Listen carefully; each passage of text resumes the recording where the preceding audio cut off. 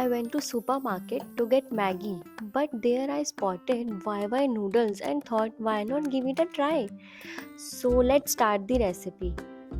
First, we'll take oil in a pan and saute some green chilies. Add chopped onions. Add capsicum. Now add chopped tomatoes. Cook for 3 to 5 minutes.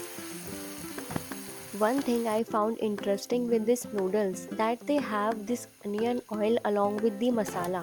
So now it's time to add this onion oil and then mix it well. Now it's time to add our Wai Wai noodles. Then add water. Soak them well. And now wait for 4 to 5 minutes until they get soft.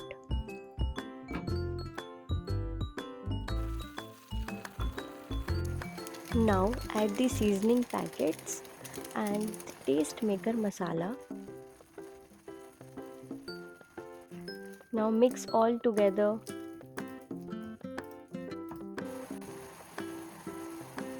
Our dish is ready. Let's give it a try.